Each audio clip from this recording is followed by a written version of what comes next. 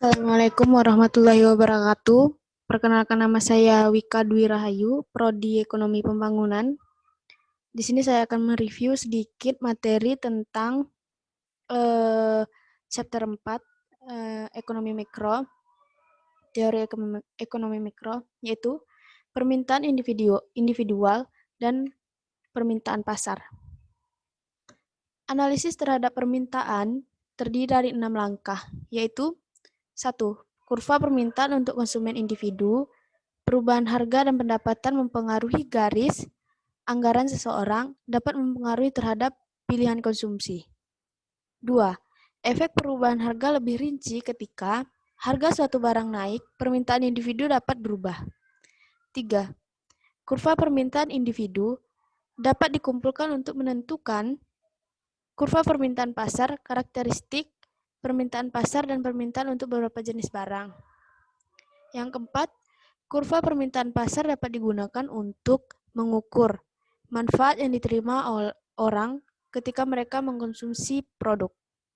5. Efek dari eksternalitas jaringan itu, apa yang terjadi ketika permintaan seseorang untuk barang juga tergantung pada permintaan orang lain. 6.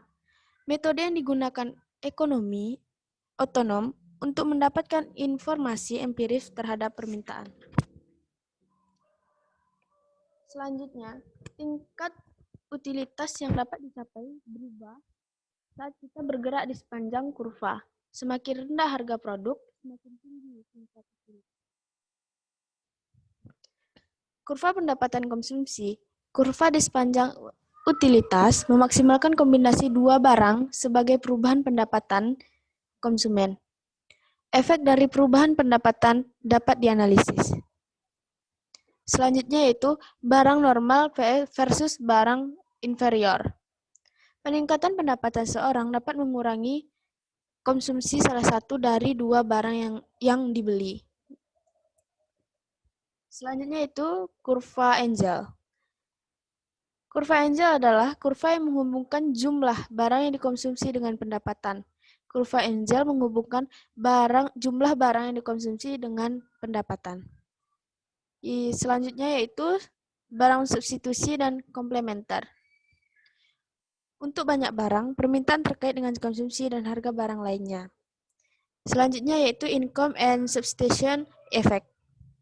1. Konsumsi akan cenderung membeli lebih banyak barang yang telah menjadi lebih murah dan lebih sedikit dari barang-barang yang sedikit relatif lebih mahal. 2. Karena salah satu barang sekarang lebih murah, konsumsi menikmati peningkatan daya beli nyata.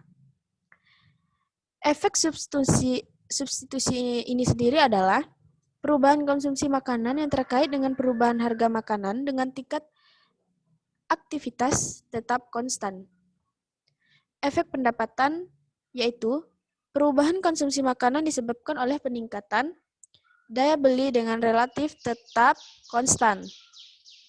Selanjutnya adalah market demand.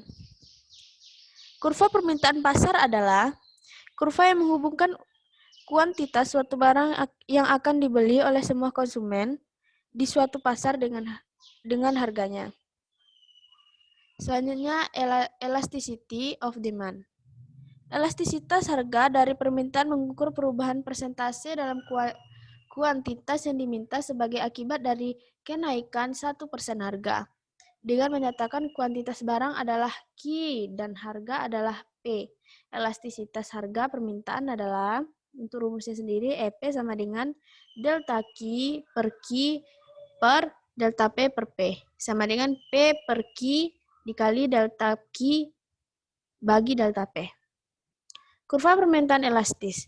Ketika elastisitas harga permintaan adalah 1 pada setiap harga total pengeluaran konstan di sepanjang kurva permintaan D. Kurva permintaan isoelastik adalah kurva permintaan dengan elastisitas harga yang konstan. Selanjutnya itu ya surplus konsumen.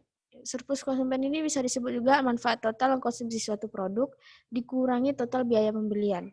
Selanjutnya eksternalitasi jaringan adalah situasi di mana permintaan setiap individu tergantung pada pembelian individu lainnya. Sekian dulu. Assalamualaikum warahmatullahi wabarakatuh.